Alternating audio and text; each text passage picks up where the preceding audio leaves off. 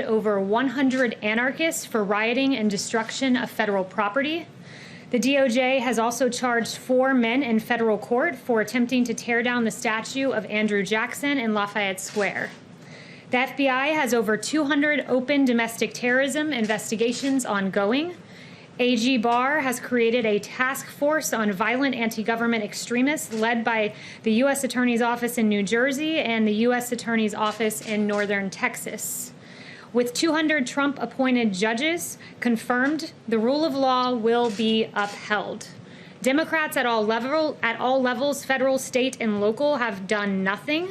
Senate Democrats blocked bipartisan police reform. Minnesota's Democrat governor failed to urgently deploy the National Guard. It took President Trump for that to eventually happen, his suggestion and the ultimate descendants into chaos there in Minneapolis. 3 Democrat Minneapolis council members voted to abolish the police while they themselves were getting a private security detail. That's quite rich. Democrat mayor of Seattle called the CHOP zone, the autonomous zone, the summer of love. It is anything but that, with 1 dead, multiple shootings, and desperate pleas for help unanswered by business owners and others. 11 people were shot in 12 hours this weekend in the Democrat-run New York City, and 61 people were shot in Democrat-run Chicago, and 15 fatally killed. A Democrat state, a Democrat city. President Trump stands against defunding our brave police officers, caving to mob rule, and cancel culture which seeks to erase our history. Let's be clear. The rampant destruction of statues is not a part of any ideology, but this anarchy is aided by failed Democrat leadership. And as President Trump has tweeted, these statues, quote, are great works of art, but all represent our history and heritage, both the good and the bad. It is important for us to understand and remember, even in turbulent and difficult times, and to learn from them. So let's stand for law and order, for peace in our streets, and against anarchy. This is President Trump's vision for the future. And with that, I'll take questions. Kristen. Thank you, Kayleigh. I know you said that President Trump was never briefed on these reports about the Russian bounties and whatnot, but can you say that he was briefed today? Look, I'll say this, that the U.S. receives thousands of reports a day on intelligence, and they are subject to strict scrutiny. While the White House does not routinely comment on alleged intelligence or internal deliberations, the CIA director, NSA, National Security Advisor, and the Chief of Staff can all confirm that neither the President nor the Vice President were briefed on the alleged Russian bounty intelligence. But has he been briefed since all of these reports came out? So let me back up and say this, that there is no consensus within the intelligence community on these allegations, and in effect, there are dissenting opinions from some in the intelligence community with regards to the veracity of what's being reported, and the veracity of the underlying allegations continue to be evaluated. And one more question, if I could. Is he upset that this intelligence was reportedly shared with the British government, but not him? I have no further comment on that other than to just point you back to the 2 assertions that I made previously. Kristen. Thank you, Kayleigh. How could the president not be briefed on the Russia bounty story? Was he out of the loop by his own intelligence community? No, as I noted, there was not a consensus among the intelligence community, and in fact, there were dissenting opinions within the intelligence community, and it would not be elevated to the president until it was verified. President Trump tweeted overnight, "Intel just spoke to me." What specifically does that mean? Who spoke to him?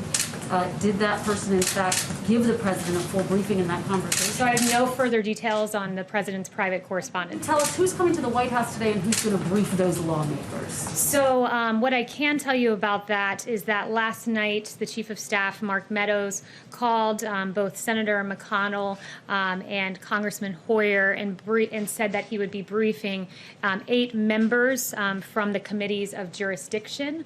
So there was a bipartisan invitation extended, but no further details other than that. Is that briefing going to happen today, Kayleigh? Yes, it was ongoing at the time when I came out here, or at least it had started, I think, 30 minutes prior to me coming out here. But they're going to come to the White House? I just want to be clear about what's happening. Members of Congress are coming to the White House? Yes.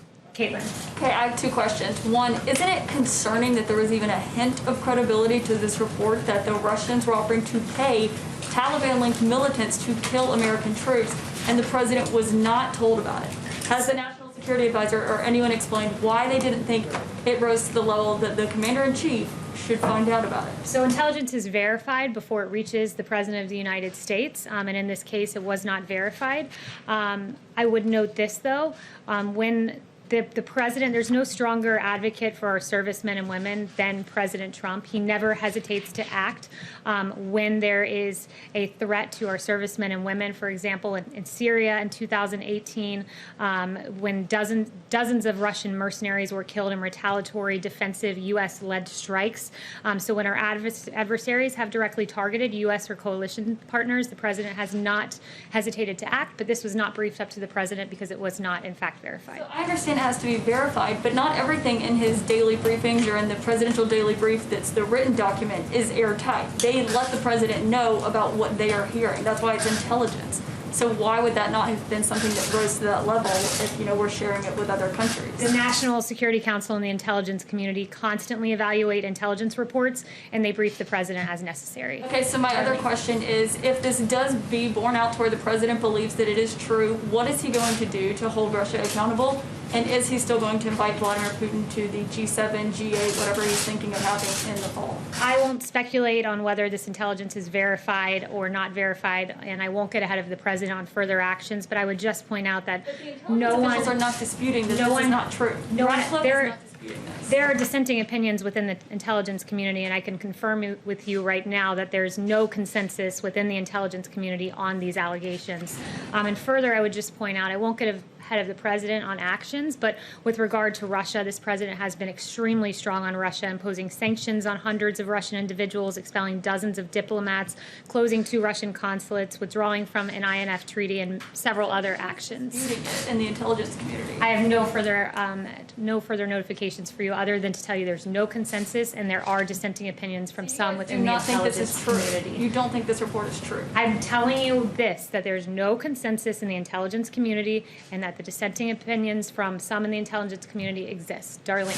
Thank you, Kayleigh. I wanted to go back to the tweet the president tweeted yesterday and then removed. This morning you said that he didn't hear the phrase white power in the portion of the video, and that when it was signaled to him that that was there, he took the tweet down. So does the president retweet other people's tweets and videos without knowing the full contents of what he's retweeting? No, he did not hear that particular phrase when he tweeted out the video. And To the video before retweeting it? he did, and he did not hear that particular phrase. Also, given your opening, do you have any comment on Mississippi taking steps to remove the Confederate emblem from the state flag? I would say that that's a decision for Mississippi to make, and it's commendable that they took this action in a lawful manner and took the appropriate steps rather than trying to tear down statues and monuments. Thanks, Kayleigh. One follow-up on the Russia and then one on another issue. Does the president have a specific message for Moscow given these reports? A specific message for Moscow? No, because he has not been briefed on the matter. As I noted, there's no consensus among the intelligence community, and there are, in fact, dissenting opinions. All right.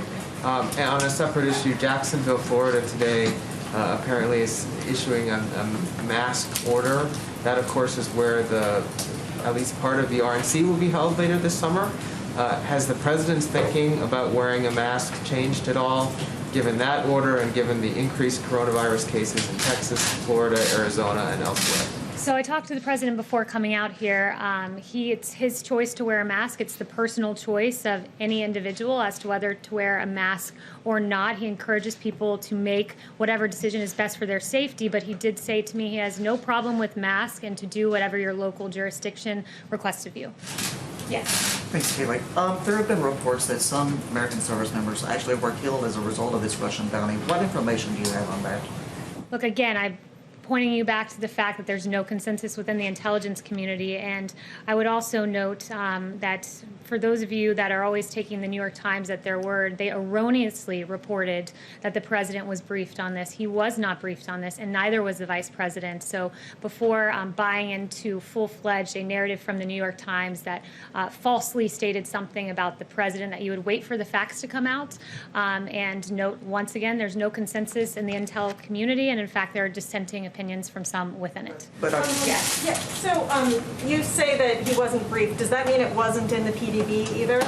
He was not personally briefed on the matter. That is all I can share with you today, is that both the CIA director, the national security advisor, and the chief of staff can all confirm neither the president or the vice president was briefed. Okay, I have a coronavirus question as well, Sure. please. Secretary Azar said that the window is closing. This is, cases are on the rise. This is a very serious time. Obviously, the vice president held a briefing on Friday. What is the president's message to the American people, and why aren't we seeing him publicly talk to the public, encourage them to do things to stay safe? I would note that there was a whole coronavirus task force briefing on Friday where all of these questions that the American public had were addressed. We're encouraged to see that fatalities are coming down, that this Sunday, I believe, we had our lowest fatality rate since, I believe it was March 22nd, so late March. What that signals to us is we're catching people in the communities. The people who are being infected tend to be those, as Vice President Pence has noted, half of those testing positive are under the age of 35. This means we're catching people in their communities. We're aware that there are embers that need to be put out, but these signs of a decreasing fatality, increased and enhanced therapeutics that we've identified, 4 of them, dexamethasone, convalescent plasma, and remdesivir, and one other, that they are working. Remdesivir in particular reduces hospital time by 1/3. So these things make us uniquely equipped to handle the increase in cases that we've seen. Yes, Brian. Kayleigh, there's a national conversation going on right now about the proper place of symbols of the Confederacy, statues, memorials, names, and the president has repeatedly inserted himself into this debate.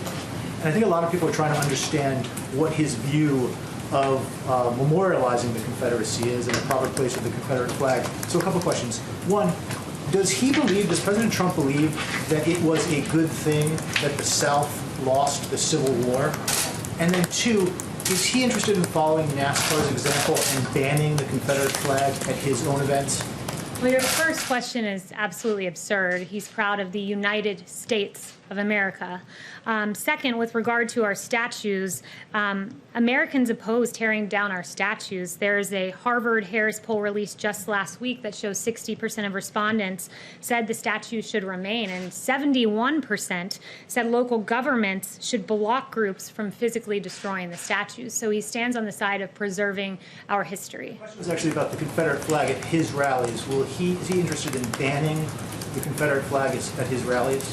That would be a question for his campaign, but look, this president's focused on taking action, on fixing problems. It's why he had his executive order just a few weeks ago to keep our streets safe and secure.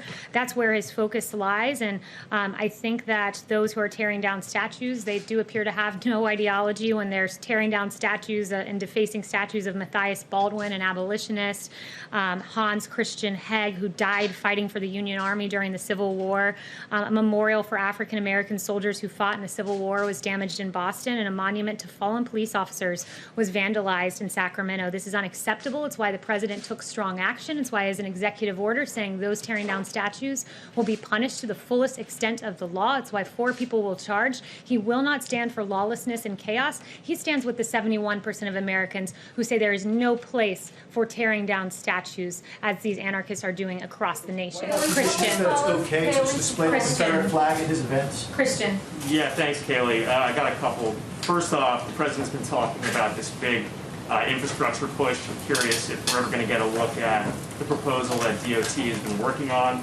And then secondly, curious if you could give us a little info on how the Phase 4 negotiations are going. Do you get a sense that Congress is open to the back-to-work bonus that the president said he's in favor of?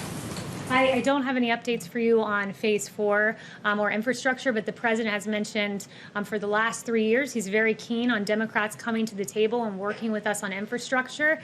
He's keen on, in a Phase 4, seeing a payroll tax holiday, which helps low-wage workers and those who need it most. These are real, effective measures that could help the American people, but the onus is really on Democrats to come to the negotiating table. Is there any indication that this is going to be different than infrastructure in February? I mean, that was roundly denounced by all the Democrats. Yeah, I won't get ahead of the president or those negotiations. Stephen. Thank you. I have 2 questions. First, about the statues. I covered pretty closely the Trump inauguration rioting trials, and those all ended in essentially jury nullification, and no one was convicted. And I was wondering if President Trump is concerned about the possibility that the same will happen with the people who were charged before for trying to topple the Jackson statue, particularly given his personal role helping apprehend suspects. Look, that'll be a decision for the courts to make and for juries to make, but the president is very keen on seeing these actions brought to justice, because tearing down American monuments and defacing federal property and defacing the Lincoln Memorial are not things the American public want to see, as noted with that 71% poll. Got it. And my second question is, over the weekend, President Trump retweeted a contrast of his presidency and President Obama's, and there was a chart of the different things that President Obama did and President Trump did, and one of the differences was President Obama approving the extrajudicial killings of Americans overseas. There was a little bit of confusion earlier in President Trump's presidency about his position on that. Are you able to clarify whether he opposes that? Look, I would just say this. The president will always point to the difference between his record and that of President Obama, which is what he was getting at with his tweet. You had, on one hand, the Obama-Biden presidency, the weakest economic recovery since World War II. With President Trump, we got to the hottest economy in modern history. With President Trump, you saw ISIS defeated. With Vice President Biden and President Obama, the so-called JV team of ISIS became the varsity team and overran two separate countries. So the president will always draw contrast with President Obama, and those are just two of the many, and he was drawing a contrast in that tweet. Thanks, Kayleigh. I have two questions on COVID-19. First off, remdesivir, we found out today the pricing of it going forward for roughly a 5-day trial, $2,300 for government-backed programs, $3,100 in the commercial marketplace. Does the White House, does President Trump approve of that pricing, of that price point, considering there's been some criticism as to whether or not that's too high? So, Blake, that's a really good, important and substantive question that I think deserves a good answer to. And first, the wholesale acquisition costs, or the federal supply schedule, is about $3,200 for a course of remdesivir.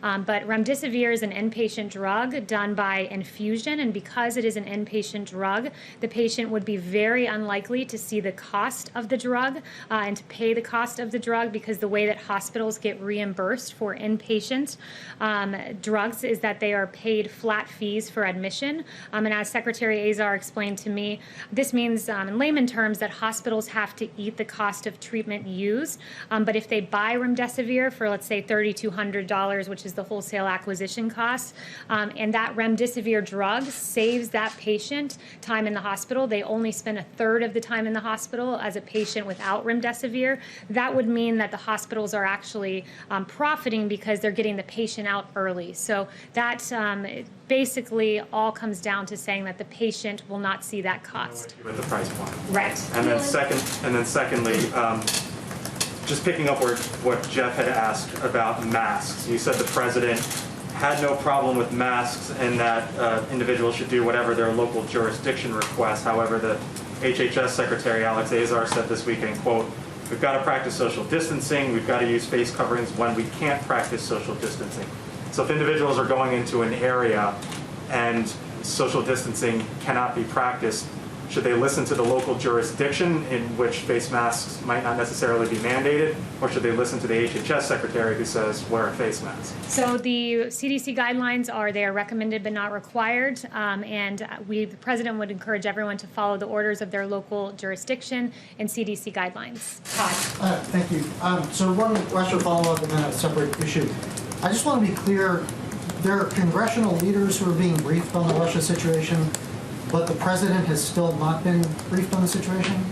Look, this has been asked and answered. The president is briefed on verified intelligence. And how does he know, if he hasn't been briefed, how is he certain that Russia didn't put out these bounties? The president is briefed on verified intelligence, and again, I would just point you back to the absolutely irresponsible decision of the New York Times to falsely report that he was briefed on something that he in fact was not briefed on.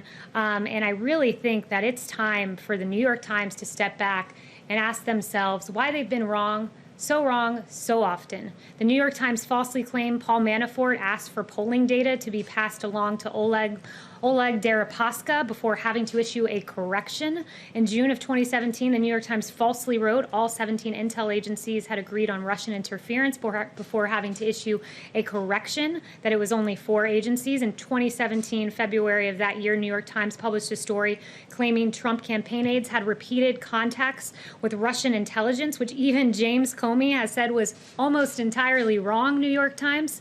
New York Times published a column in March of 2019 by a former Times executive editor that asserted the Trump campaign in Russia had an overarching deal that the quid of help in the campaign against Hillary for the quo of a new pro-Russian foreign policy. That's what we call the Russia hoax, which was investigated for 3 years with taxpayer dollars before ultimately getting an exoneration in the Mueller report. It is inexcusable, the failed Russia reporting of the New York Times, and I think it's time that the New York Times and also the Washington Post hand back their Pulitzers. Why hasn't the president condemned white power, Kayleigh? Why hasn't he condemned that tweet?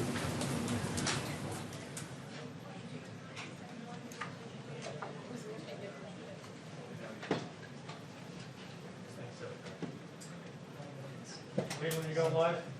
Yeah, I'm going to the lawn. We're not outdoor mouth. Okay, thank you. Bye-bye.